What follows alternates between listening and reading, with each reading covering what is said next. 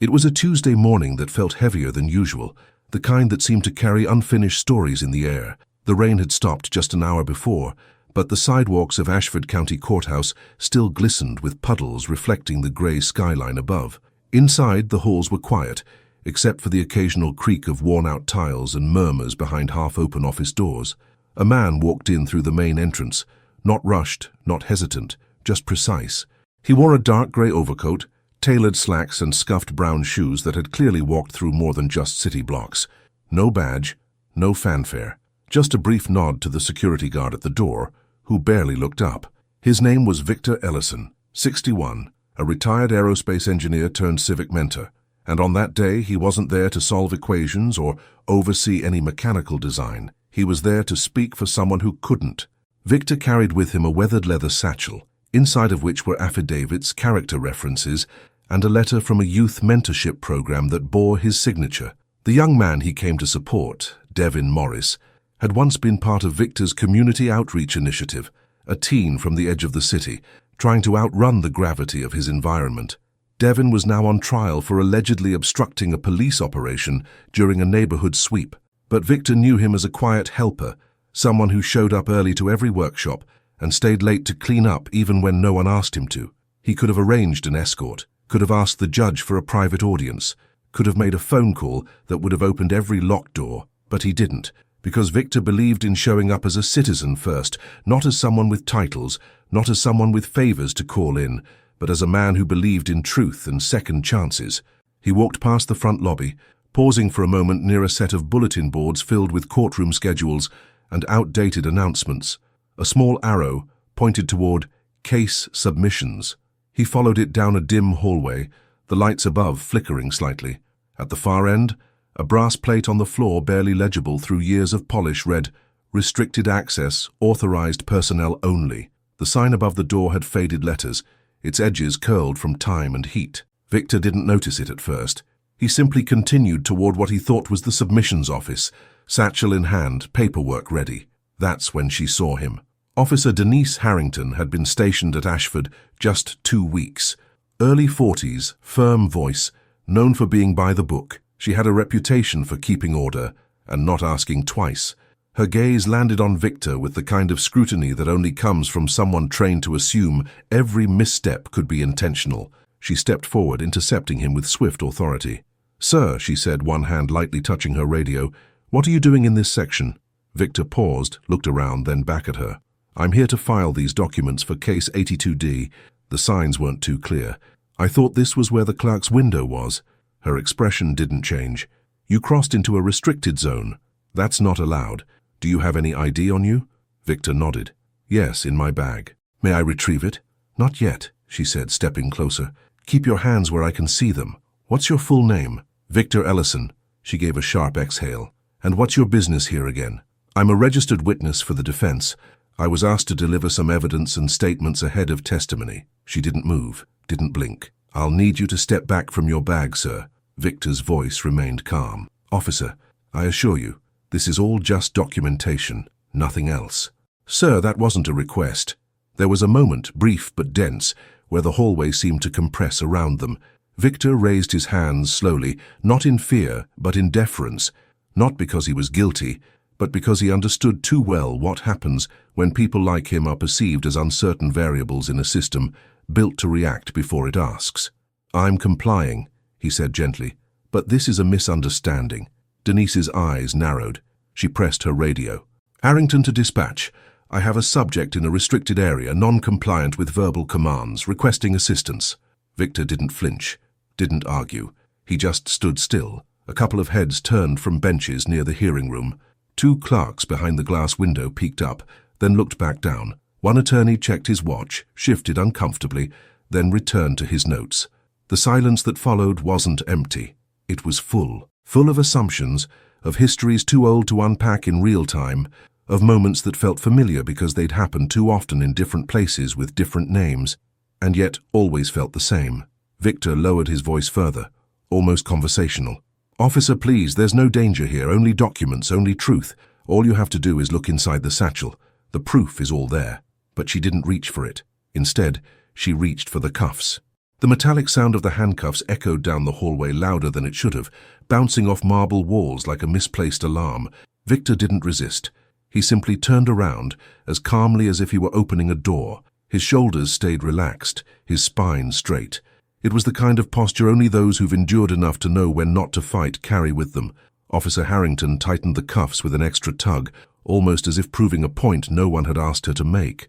The few people in the corridor, an elderly woman waiting for a small claims hearing, a college intern holding a bundle of files, a father with his teenage son, all watched in silence, not because they didn't care, but because they weren't sure if it was their place to speak. The kind of silence that doesn't come from confusion, but caution, a hesitation born from witnessing something wrong and being unsure whether saying something will make it right or worse. Victor's satchel remained untouched on the floor, its contents quietly speaking for him from where they lay. The documents inside, signed letters from educators, photos of community projects, proof of who he was and what he stood for. But none of that was visible to the officer now standing over him, holding the power of assumption in one hand and a pair of cold steel cuffs in the other. "I need to make a phone call," Victor said, still calm, still polite. She didn't look at him directly. "You'll get that chance. I'd prefer to make it now." She raised an eyebrow. "And who are we calling? Your lawyer? Local news? Maybe someone from the mayor's office?" Victor's reply came gently. "No, just someone from Aerospace Command." That made her pause. Not for long, but long enough that the people nearby felt it. It was the kind of pause that usually happens right before the wind changes direction. She gave a skeptical smirk, the kind people wear when they think they're being lied to. "So you work in rockets now?" "I used to," he said plainly. "Now I mentor people who haven't had a shot to fly." She tilted her head, doubtful. "Well, if that's true, maybe you should have landed in the right hallway." He didn't answer, just looked at her. Not challenging, not smug, just present, like a man aware that the weight of silence might eventually say more than 1,000 explanations. Harrington reached into his coat pocket and pulled out his phone, a sleek, matte black device with no case and no stickers. She held it like it might bite her. "Let's see who you're really calling." Victor didn't flinch. "There's a contact listed under the letter E starred." With a shrug, she swiped through and hit the name. It rang, once, twice. Then a voice picked up, sharp, clipped, unmistakably federal. "Ellison, confirm your location. Courthouse, holding hallway, detained." "Copy that. Stand by." The phone was still on speaker, but Harrington held it away from her like it had started burning. Another voice entered the line, lower, even more official.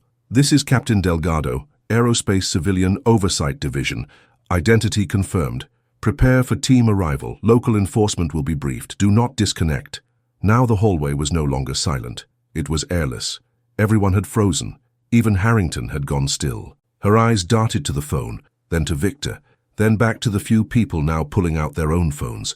Not in panic, but because they sensed they were witnessing something that would matter, something they might need to remember. No one moved, but everything had shifted.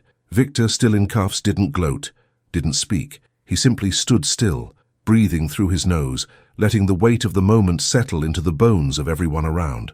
And slowly they began to see not a man being restrained, but a system restraining itself through the wrong reflex. 3 minutes passed, then 5. Outside, the rumble of approaching engines filled the silence, a deep, synchronized hum that didn't belong to local patrol units. 2 sleek government vehicles pulled into the lot. One blocked the entrance, the other idled by the side door. From them emerged 3 individuals, one in uniform, with rank insignia barely catching the dim morning light. 2 others in plain civilian gear with earpieces and steady strides. They didn't run. They walked in with the kind of calm that made people move out of the way without being asked. Harrington stepped back instinctively, radio in hand, but no words coming out. The woman in uniform approached, glanced at the phone in Harrington's hand, then at Victor. "Mr. Ellison," she said firmly, "we received your ping. We've verified your witness status and identity. You're authorized under federal clearance as an operations liaison for civil hearings involving defense-linked community projects. You were unlawfully detained." Victor gave a slow nod. The officer turned to Harrington. "You placed him in restraints without ID verification, broadcasted the detention over an unsecured frequency, and failed to review the contents of his bag, which contained protected testimony. You're relieved of operational authority pending internal review." The hallway went quiet again, but it was a different kind of quiet now. Not fearful, reflective. Victor was uncuffed. The officer didn't need to say more. The presence of truth had done enough. Now, before we continue this story, if you've made it this far, pause for a second. What would you have done in that hallway? Would you have spoken up? Would you have stayed silent? Stories like this don't just reveal the people in uniform, they reveal us too. So if this story made you feel something, even quietly, let us know in the comments. Share your thoughts. And if you believe more people need to see this, subscribe. We're building a space where stories like this don't just pass by, they stay with us.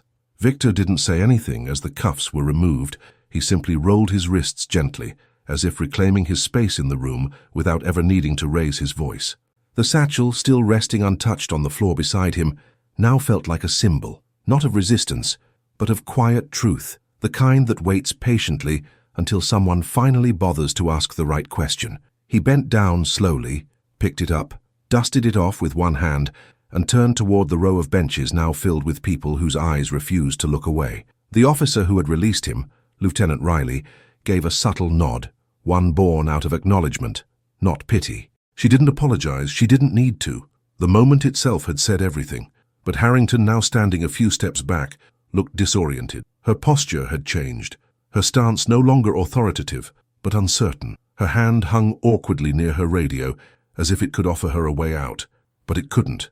Victor turned to face her, not with anger, not with triumph, but with the clarity of someone who had seen too many versions of this same story.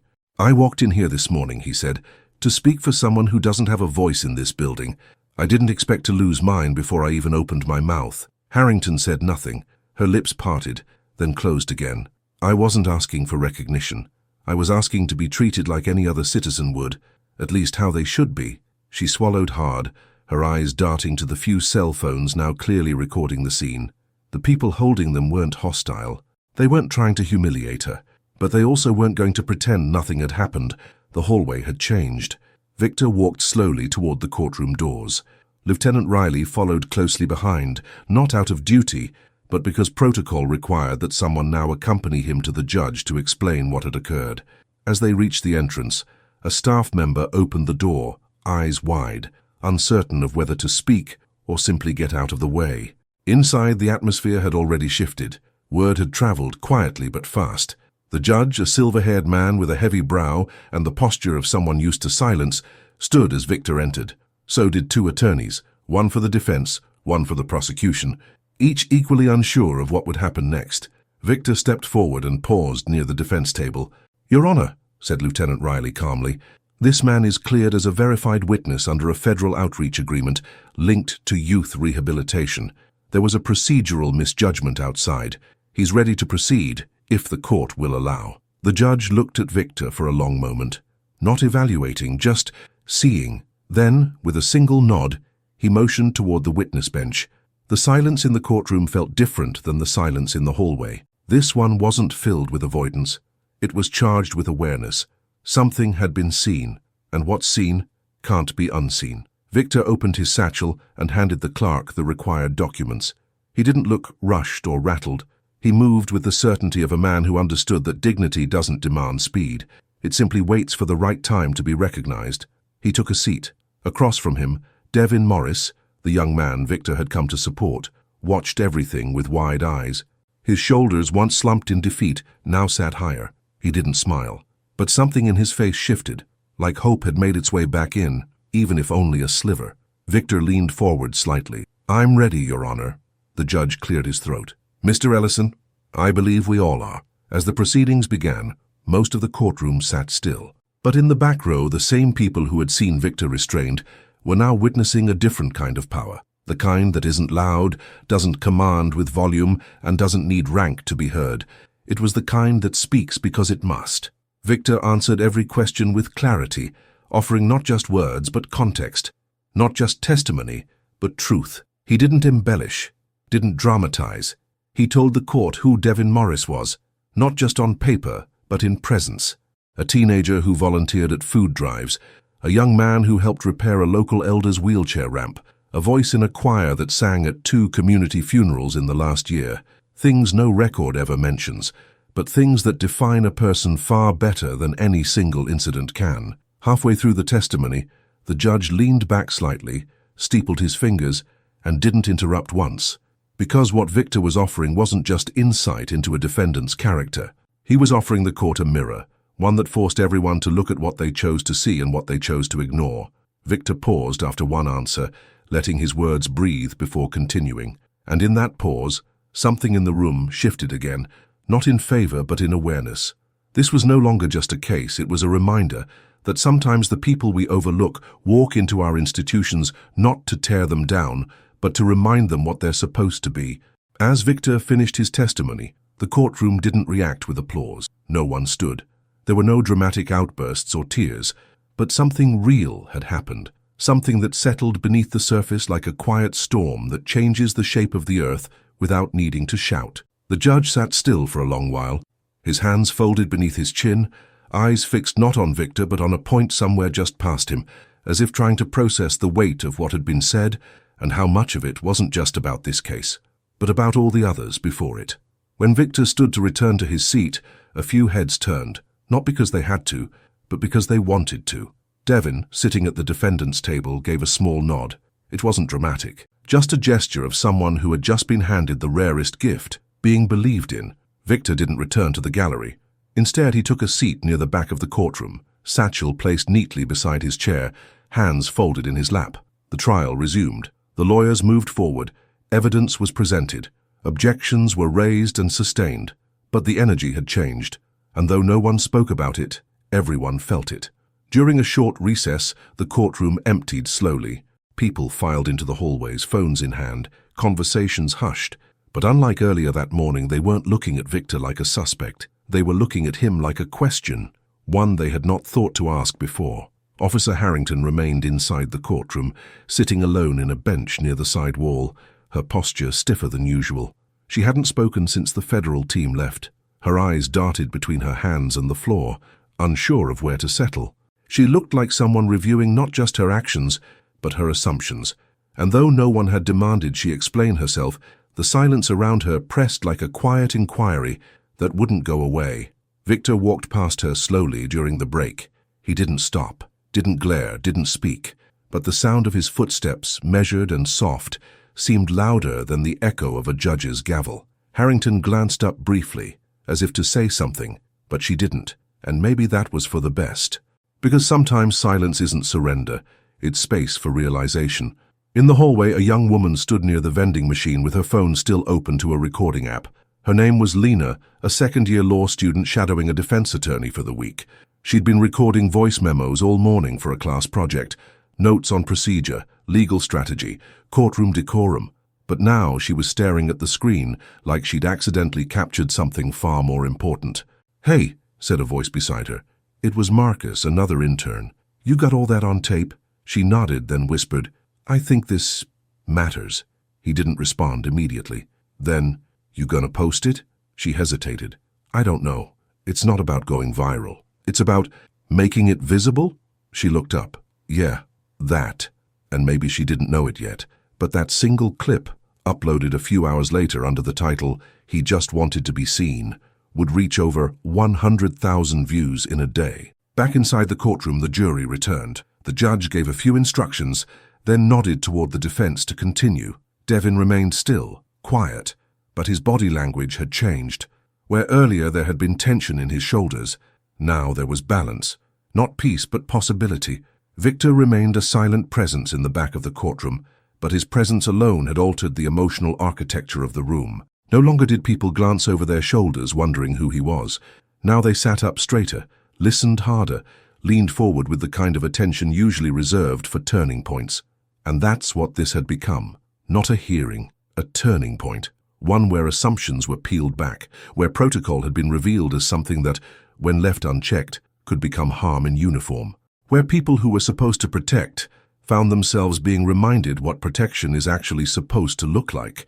When the defense rested, the judge called for a break before closing arguments. And this time, when people stepped into the hallway, they didn't avoid Victor. They approached. A middle-aged woman in a navy skirt suit with a courthouse badge on her lanyard walked up and said, "I just want to thank you for what you did today." He nodded. Another man, older, white hair, heavy coat, simply said, "It's been a long time since I've seen something honest like that." Victor offered a quiet smile. It's never too late to see it again. A pause. The kind of pause that gives people permission to be human again. And that's why these stories matter. Not because they're dramatic, but because they're reminders. Reminders that real power never needs to shout. It shows up. It holds space. It endures. And if you're still watching this video, take a moment. Just one, and tell us in the comments, have you ever witnessed a moment where someone's dignity spoke louder than the room? What did it teach you? What stayed with you? Your story matters here. And if this story moved you even in a quiet way, subscribe. We're not just telling stories. We're building a space for truth to echo where it couldn't before. The final hour of the trial unfolded like a slow, steady breath held by everyone in the room. The closing arguments came and went. Not rushed, not fiery, but deliberate. The prosecution, measured in tone, leaned heavily on procedural integrity, painting Devin as reckless and impulsive. The defense, on the other hand, drew a line between action and intention, reminding the jury that context can shape a man's decisions more than any singular frame ever could. Victor remained seated at the back, his hands resting on the same satchel that had, just that morning, been treated like a possible threat. No one touched it now. No one questioned what was inside, because somehow, without ever being opened, it had already spoken volumes. The jury was dismissed to deliberate. Their footsteps down the corridor were soft, but the silence they left behind was loud. People began to shift in their seats, murmurs circling in low tones. The judge leaned back in his chair, eyes closed briefly, not in exhaustion but in thought. It was the kind of pause that told you he had just witnessed something he wasn't quite ready to explain, but wouldn't forget. Devin sat with his head down, fingers curled into each other, not shaking but still. Victor didn't approach him. He didn't need to. The space between them wasn't distance. It was presence. It was enough. Outside the courthouse, clouds had begun to scatter, revealing strips of blue sky as if nature itself was exhaling. On the sidewalk, a small group of people had gathered. Not protesters, not media, just citizens. Quiet observers. Some were courthouse regulars. Others had simply heard something was happening and wanted to understand it better. A few held their phones, rewatching the clip of Victor's calm voice saying, "I didn't come to be saluted. I came to be seen." That line had already begun to circulate in group chats and Twitter threads. It wasn't trending yet, but it was resonating, and that's where real change always begins. Back inside, Officer Harrington had moved to a seat near the far exit, away from the front rows. She hadn't spoken since the federal personnel left. Her badge still clipped to her belt, but her posture had changed entirely. Gone was the straight-backed firmness of authority. In its place was something quieter, reflective, even a bit uncertain. She kept her hands in her lap now, eyes fixed on the floor as if she were sitting through a lesson she hadn't signed up for, but needed all the same. Victor didn't glance her way, not out of bitterness, but because sometimes the most powerful statement is letting someone sit with the consequences of their own silence. It took the jury just under 90 minutes to return. They re-entered the courtroom quietly, their expressions difficult to read. The judge called the court back into session, his voice steady but low, like a man aware that what was about to be said mattered beyond the people it directly affected. The foreman stood. "In the case of People versus Devin Morris," he said, "we find the defendant not guilty." The words didn't explode in the room. They expanded, like air rushing into lungs that had been tight for too long. Devin didn't cry. He didn't jump. He just closed his eyes and let out a single breath, the kind that sounds like gratitude, relief, and disbelief, all wrapped into one. His attorney placed a hand on his back. The prosecution looked down at their notes. Unreadable. Victor smiled faintly, the way someone smiles when they know a battle has ended, but the war for understanding still continues. The judge nodded once, then leaned into his mic. "Mr. Morris, you are free to go. I urge you to take this opportunity and continue proving the people who believe in you right." Devin stood, slowly. His hands shook a little now, but it wasn't fear. It was release. And as he turned to leave, his eyes found Victor's. And in that single moment, 1,000 words passed between them without a syllable spoken. Gratitude, respect, understanding.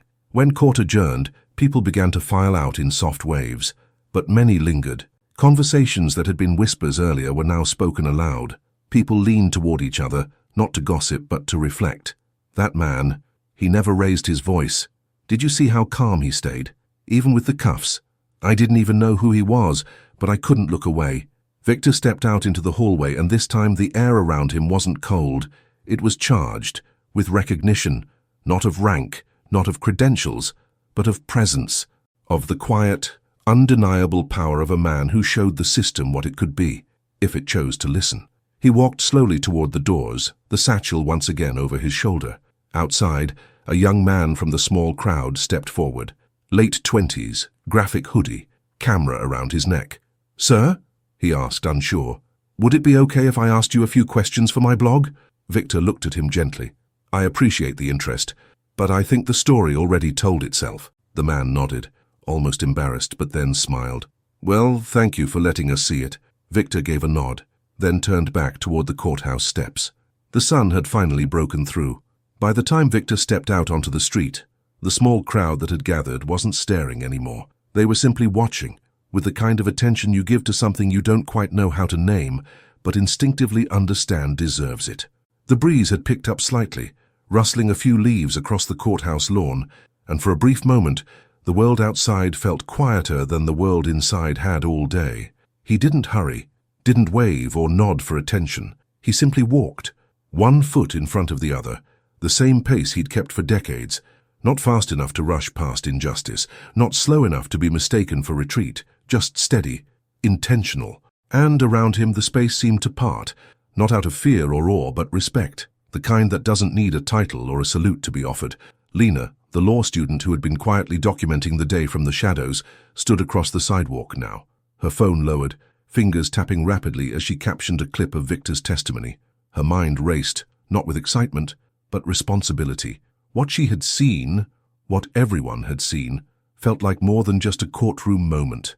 It was something she would tell her future students about, years from now, when explaining that justice isn't always about who wins the argument, but who holds their dignity when it's most tested.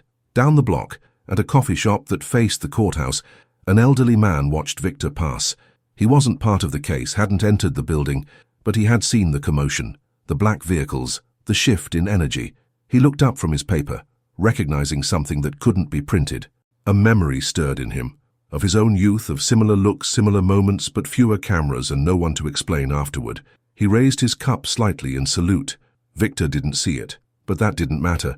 Some gestures are made for the soul, not the spotlight. And back inside the courthouse, Officer Harrington was still seated. She hadn't moved much since the verdict. Her radio had gone quiet. The stream of authority that usually flowed through her like second nature now felt stalled. For years she had told herself she was fair, that her job was neutral, that wearing a badge meant being beyond bias. But today had cracked something open, something uncomfortable, but necessary. The realization that even good intentions don't excuse blind assumptions, that authority unchecked turns from structure to shadow. She thought about the moment she cuffed Victor, about how certain she was that he didn't belong, about how the weight of the briefcase had looked suspicious, not because of what it contained, but because of who was holding it. And now, with no one left to explain it away, she sat in that truth, and she stayed seated, not out of defeat, but because growth starts where defense ends. Elsewhere in the building, Judge Alton removed his robe slowly, folding it with care before placing it over the back of his chair. He had presided over hundreds of cases, some messier, some louder, but few that had made him feel smaller, not in stature, in perspective. It was the realization that for all his years behind the bench, for all the rulings he had handed down, it took a man sitting in silence with steel around his wrists to teach everyone in that courtroom, including him, what justice was supposed to look like. He walked to the window and looked out onto the street, spotting Victor as he crossed toward the park. No guards, no escorts, no press, just a man and a worn leather satchel. And in that moment, the judge wished there had been a way to apologize without weakening the bench. But some lessons aren't about correction, they're about clarity. Meanwhile, the video Lena had uploaded had already begun making its way into the digital bloodstream, a quiet hum on message boards, local forums, and niche news aggregators. It wasn't trending, not yet, but the comments were pouring in. This gave me chill. I don't know who this man is, but I want to thank him. Why is it always the quiet ones who show the loudest courage? In a matter of hours, the clip would cross 100,000 views, then 1 million. Not because it was dramatic, but because it was real, because people could see themselves in it, as Victor, as Devon, as Harrington, as bystanders, because everyone has stood in at least one of those shoes at some point in their life. But Victor didn't know any of that yet. He sat on a bench at the edge of the park, just outside the courthouse, beneath an elm tree whose branches had begun to green with the early pulse of spring. The briefcase sat beside him, unopened. He watched a group of children playing tag in the grass nearby, their laughter bouncing between tree trunks and bus stops and tired street signs. And he smiled, not at them, but at the simplicity of it, at the reminder that the world was still capable of joy, even on days like this. He reached into his coat pocket and pulled out a folded piece of paper, Devon's original letter of character, signed with a nervous hand and too many commas.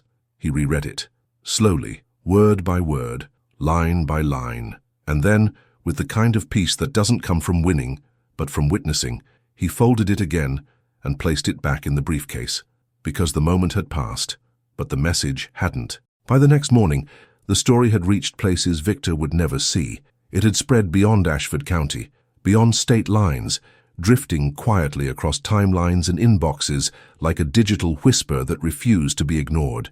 It wasn't the kind of headline that screamed from the front page, but it was the kind that stuck, the kind of story people forwarded to family, to group chats, with a caption that simply said, "You need to see this." News outlets called it the witness incident. Bloggers called it the briefcase moment. But for those who had been in the courtroom, and especially for Devon, it wasn't an incident. It was a revelation. Devon hadn't spoken to Victor after the trial, not because he didn't want to, but because he didn't know how. What do you say to someone who stood up for you without making it about themselves, who risked being silenced so you could be heard? In the days that followed, Devon began volunteering again, not because anyone asked him to, but because he finally understood what it meant to carry someone else's belief in you. It wasn't a burden. It was a charge, a calling to become the kind of man worth defending. Meanwhile, at the university where Lena studied, her video was now being shown in classrooms, first in law, then in ethics, then in sociology. Professors paused their planned lectures to discuss what had happened in that courtroom. They asked students, "Where would you have stood? And what does justice look like when no one is looking?" Some students answered, some didn't, but all of them sat a little quieter than usual, because they were learning that power doesn't always announce itself with a badge or a robe. Sometimes it arrives in pressed slacks, a leather briefcase, and a voice that never rises. In a church basement on the east side of town, Victor's story sparked something else entirely. A group of elders, community leaders, and local youth gathered for their weekly discussion circle. Most weeks, they talked about things like food insecurity, bus schedules, and neighborhood patrols. But this time, the only thing on the agenda was a laptop connected to a projector. Someone pressed play, and when it was over, no one spoke for a full minute. Finally, one of the teens, a boy who hadn't said more than 3 sentences all semester, raised his hand. "So, that's what it looks like? Being strong without shouting?" The room nodded, not because they knew the full answer, but because they knew enough to begin searching for it. Officer Harrington didn't return to duty that week. Her supervisor granted her personal leave. No public statement, no formal reprimand yet, but the review was underway. She stayed home mostly, walked the neighborhood a lot. She didn't wear the uniform, but she wore the weight of what had happened just the same. She replayed it in her mind. The hallway, the bag, the voice on the phone, the look in Victor's eyes when he said, "All you had to do was ask." And she wondered what would have happened if she had just asked. Just paused long enough to see the man before reacting to the image. One evening, she sat on her porch with a notebook and began to write, not an apology letter, not yet, but thoughts, reflections. She wrote the word assumption, circled it, then drew a line through it. Then she wrote presence and left it untouched. And Victor, he didn't post, didn't tweet. He didn't write op-eds or grant interviews.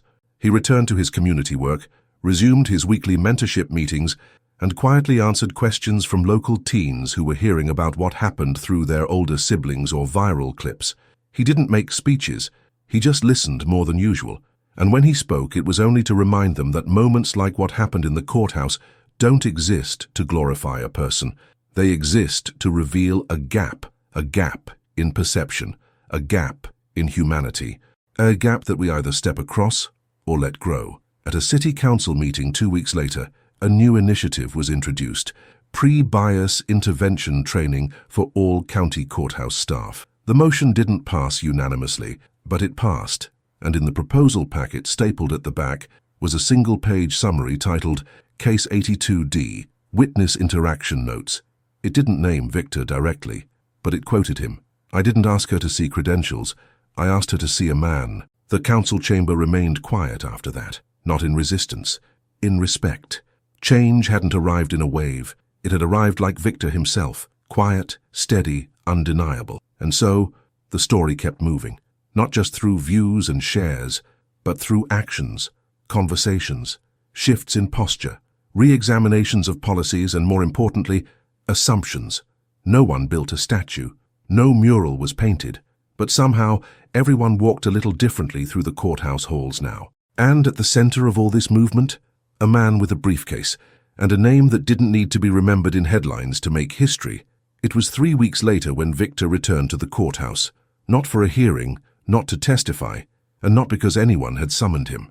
He simply walked in through the same main doors, same coat, same steady pace, briefcase in hand. The same hallways were there, the same scuffed tiles and dull overhead lights. But something had changed. Subtle but unmistakable. The security guard at the entrance nodded to him, not the way you nod to a stranger, but the way you acknowledge someone you've learned to recognize. A staff member down the corridor offered a quiet, "Good morning." The woman behind the submissions window didn't shut the glass this time. She left it open. Victor didn't linger. He walked the perimeter of the hallway once, then stopped near the same bench where he had sat that morning, the morning when everything could have stayed invisible. He sat down, placed the briefcase on his lap, closed his eyes, and breathed. He stayed there for 10, maybe 15 minutes, just watching the building move around him. Lawyers pacing, families murmuring, the rise and fall of another courthouse morning. Only now, the silence didn't feel like a threat. It felt like space. Space that had been carved out through dignity, through presence, through refusal to disappear, even when the world mistook silence for weakness. As he stood to leave, he was met by a familiar voice. "Mr. Ellison?" Victor turned. Devin was standing at the end of the hallway, clean-cut, tie slightly crooked, a folded piece of paper in hand. "You got a minute?" Devin asked, voice lower than usual. Victor nodded. Devin walked up slowly and handed him the paper. It was a program. A youth leadership forum next month. Devin's name was listed on the panel. "They asked me to speak," he said. "I don't even know what I'm going to say yet, but I thought you should know." Victor opened the program, read it, then looked at Devin, not with pride but with trust. "You'll find the words," he said. "You already lived them." Devin's shoulders dropped just a little, like someone releasing tension they didn't even know they were carrying. "You coming?" Victor smiled. "I'll be in the back row, where I always am." They nodded to each other, not as elder and youth, not as witness and defendant, but as men who had both seen the inside of a system and decided not to be erased by it. Victor turned and walked away, each step echoing softly, not with weight but with clarity, the kind that stays long after the moment has passed. And when he stepped out into the sunlight this time, the world didn't stop. It didn't cheer or applaud. It just kept going, as it should. But within it, there now lived a story, one not about spectacle or scandal but about stillness, and what happens when we choose to stand in it. This wasn't a victory tale. It wasn't a takedown. It was a reminder. That human dignity doesn't wear a uniform. It doesn't ask for recognition. It simply shows up. And when it does, when we truly see it, we are given a choice. Look away or rise. And so if this story stirred something in you, whether quiet or loud, whether rage or reflection, don't just scroll on. Leave your voice here, in the comments, in the space we've created together. Tell us, have you ever been misjudged before anyone asked who you were? Have you seen someone stand tall in silence when the room expected them to fall? What does justice mean to you when no one's watching? We don't ask these things to chase numbers. We ask because your story is part of this one. And if you believe stories like Victor's deserve more space, not just in algorithms but in actual hearts, then subscribe. Not for us, for you, for the version of you that wants to remember what dignity looks like in motion. Because what happened that day wasn't extraordinary. It was ordinary, revealed. And once revealed, it refuses to be unseen. Thank you for watching. We're honored to have you here.